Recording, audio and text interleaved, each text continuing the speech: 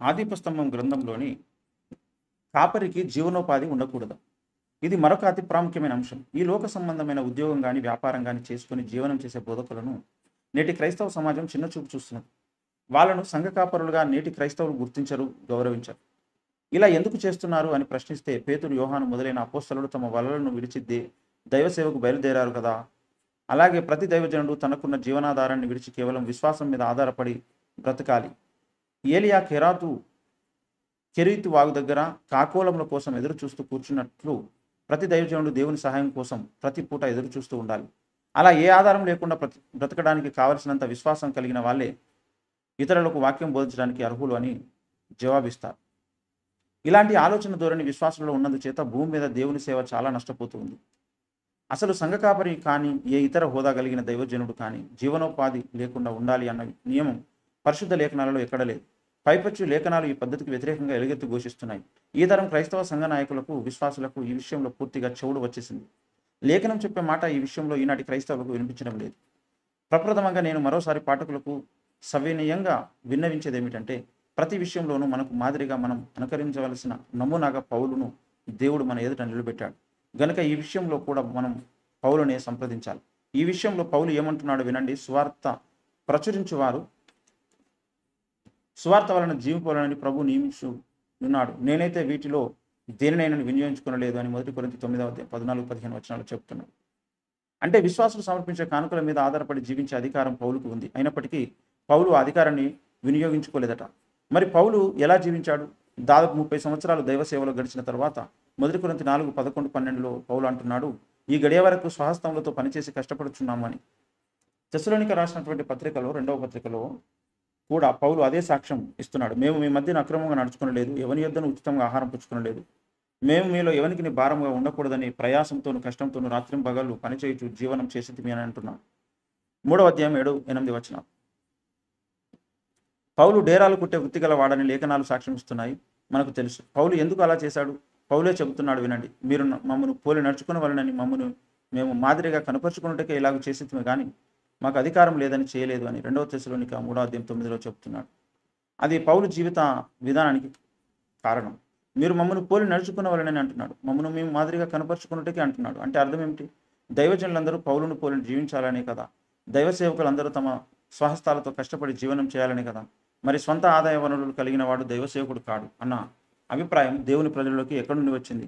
అది లేఖనాల నుండి వచ్చిన అభిప్రాయం కాదని మాత్రం ఖండితంగా చెప్పవచ్చు. మరి లేఖనాలకు విరుద్ధమైన అభిప్రాయాలు దేవుని ప్రజలలోకి ఎక్కడి నుండి వస్తాయి? నిస్సందేహంగా అది సాతాను నుండి, యెజబెల్ ఆత్మ నుండి వచ్చిన అభిప్రాయం అయి ఉండాలి. ఈ సందర్భంగా ఇంత తీవ్రమైన పదజాలాన్ని వాడడం అవసరమా? అది అంత తీవ్రమైన విషయమా అని ఎవరైనా ప్రశ్నించవచ్చు. నేను మరీ తీవ్రమైన భాషను ఉపయోగిస్తున్నానని కొందరు భావించవచ్చు.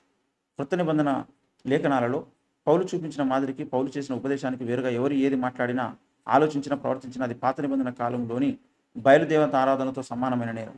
ఇది పరలోకం నుండి దేవుడు పంపిన వాక్కు. క్రొత్త నిబంధన క్రైస్తవ సంఘంలోని విశ్వాసులు, నాయకులు పౌలు బోధకు నేరుగా ఆలోచించడం నిస్సందేహంగా చాలా ఘోరమైన నేరం. నిజానికి సంఘ ప్రభు అయిన క్రీస్తునాథుని ఉద్దేశం ఏమిటంటే, స్థానిక సంఘ కాపరులు తాము కష్టపడి సొంతంగా సంపాదించిన ఆహారాన్ని భుజిస్తూ తమకు అప్పగించబడిన మందను కాయాలి. కాపరులే కాదు, దేవుడు ప్రత్యేకంగా స్పష్టంగా మాట్లాడి నీ జీవనోపాధిని విడిచిపెట్టుమని ఆజ్ఞాపిస్తే తప్ప ప్రతి దైవజనుడు తన కోసం, తన ఇంటివారి పోషణ కోసం ఏదో ఒక మంచి ఆదాయ మార్గం కలిగి ఉండాలి. మత్తుమందు అమ్మడం, పొగాకు వ్యాపారం, డబ్బును వడ్డీకి ఇవ్వడం లాంటి చెడ్డ వ్యాపారాలు తప్ప నీతియుక్తమైన ఏ వ్యాపారాన్నైనా దైవజనుడు చేసుకోవచ్చు. అందుకు ఎలాంటి అభ్యంతరం లేదు. దైవజనుల పోషణ విధానాన్ని గురించి దేవుని వాక్యం ప్రకటిస్తున్న సర్వోన్నత తీర్పు ఇదిగో వినండి. దైవ సేవకులలో 2 రకాలు ఉంటారు. కొంతమంది పేతురు లాంటి వారు, మరికొంతమంది పౌలు లాంటి వారు. పేతురు తన వలను, అంటే తన జీవనోపాధిని, తనకున్న ఏకైక జీవనాధారాన్ని విడిచిపెట్టి సేవ కోసం బయలుదేరాడు. పౌలు మాత్రం తన దారపు ఉండలు, సూది, దబ్బనము పట్టుకునే సేవకు బయలుదేరాడు. అంటే కొందరు సేవకుల విషయంలో వారు ఎలాంటి జీవనాధారం లేకుండా దేవునిపైనే ఆధారపడి జీవించడం దేవుని చిత్తం. మరికొందరు దైవజనుల విషయంలో వారు ఏదో ఒక జీవనాధారాన్ని కలిగి స్వపోషణ చేసుకుంటూనే దేవుడు అప్పగించిన పరిచర్యను చేయడం దేవుని చిత్తం. ఈ విషయంలో దైవజనులందరికీ వర్తింపజేయడానికి సర్వసాధారణమైన కామన్ రూల్ ఏమీ లేదు. ఒక్కొక్క దైవజనుని పట్ల దేవుని చిత్తం ఒక్కొక్క రకంగా ఉంటుంది. ఈ 2 రకాల సేవకులలో ఇద్దరు సమాన గౌరవానికి పాత్రలే. ఉద్యోగం వదిలేసిన వాళ్ళు చాలా గొప్ప సేవకులు, ఉద్యోగం చేసుకుంటున్న వాళ్ళు చవకబారు సేవకులు అని ఎవరు భావించరాదు. పేతురు, పౌలు ఇద్దరు అపోస్తలుడే, ఇద్దరు సమాన గౌరవానికి పాత్రుడే. కానీ మనం అనుకరించవలసిన మాదిరి మాత్రం పేతురు కాదు. పౌలే మనం అనుకరించవలసిన మాదిరి. ఎందుకంటే మీకు మాదిరిగా నన్ను నేను కనపరుచుకున్నట్టుకే నా వలను విడిచిపెట్టి తిని అని పేతురు ఎక్కడా అనలేదు, వ్రాయలేదు. మీకు మాదిరిగా ఉండడానికి నేను నా స్వహస్తాలతో కష్టపడి జీవనం చేశానని పౌలు భక్తుడు మాత్రం అన్నాడు. దేవుడు అతన్ని ఆ మాట అననిచ్చాడు. ఆ మాటలను పరిశుద్ధ లేఖనాలకు రానిచ్చాడు. ఇప్పుడు అది దేవోక్తి అయ్యింది. గనుక దేవుడు ప్రత్యేకంగా ఆజ్ఞాపిస్తే తప్ప ఎవరు పేతురును అనుకరించడానికి తమంతట తాముగా ప్రయత్నించకూడదు. కానీ పౌలును అనుకరించడానికి యత్నించవలసిన బాధ్యత ప్రతి దైవజనుడికి ఉంది. మరి సంఘ కాపరులంతా స్వపోషణ పరులైతే మరి సంఘ కానుకలన్నీ ఏమవుతాయి అనే ప్రశ్న ఇక్కడ ఉదయిస్తుంది. ఈ ప్రశ్న మనల్ని మరొక సుందరమైన అంశంలోకి నడిపిస్తుంది. అదే, గుమ్మములారా మీ తలలు పైకెత్తుకునండి, మహిమగల రాజు ప్రవేశించినట్లు పురాతనమైన తలుపు ప్రారంభం లేవనెత్తుకునండి. మహిమగల ఈ రాజు ఎవడు? బలశౌర్యములు గల యెహోవా, యుద్ధశూరుడైన యెహోవా. క్రీస్తు.